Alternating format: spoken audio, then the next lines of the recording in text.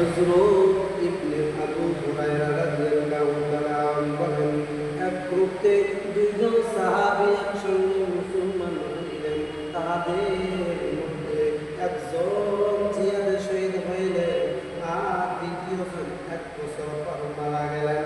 হযরত তালহা ইবনে Ubaidullah রাদিয়াল্লাহু তাআলা বলেন যে আমি স্বপ্নে দেখলাম যিনি 1 বছর পর মারা গিয়েছিলেন তিনি সেই শহীদের আগে জান্নাতে চলে গিয়েছেন আর প্রবেশ করেছেন। ইয়াতে আমি প্রশ্ন করিলাম যে শহীদের মর্তবা তো অনেক উঁচু, তারাই তো আগে জান্নাতে প্রবেশ করার কথা।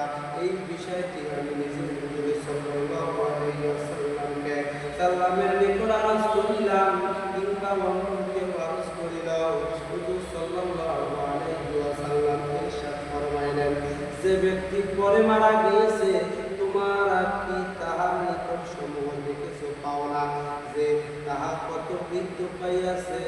1 বছর পর তাহার জন্য একটি রমজান মাসের রোজা বৃদ্ধি পাইয়াছে এবং 6000 রাকাতের অধিক নামাজ তাহার আমলনামায় বৃদ্ধি পাইয়াছে।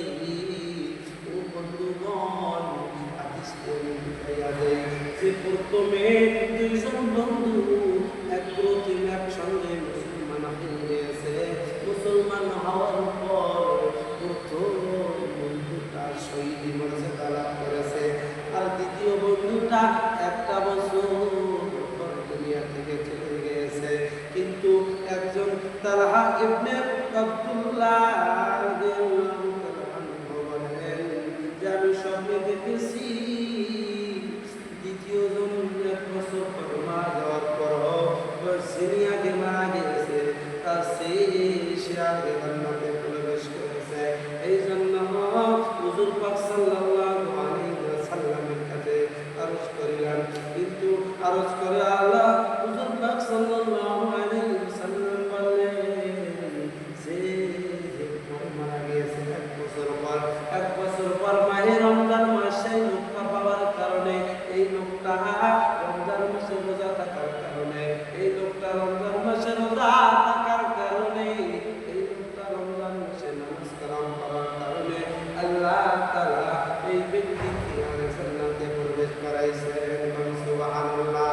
এই জন্য আমরা মুসলমান ভাইরা আমরা সব সময় আল্লাহ তাআলার কাছে দোয়া করব, সব সময় আল্লাহ তাআলার কাছে দোয়া করব, সব সময় আল্লাহ তাআলার কাছে দোয়া করব।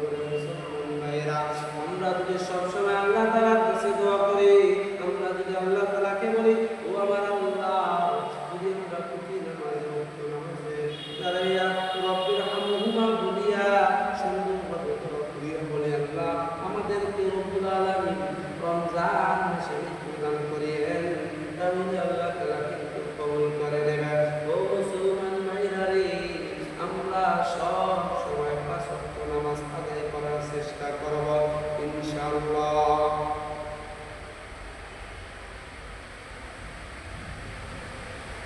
Gawat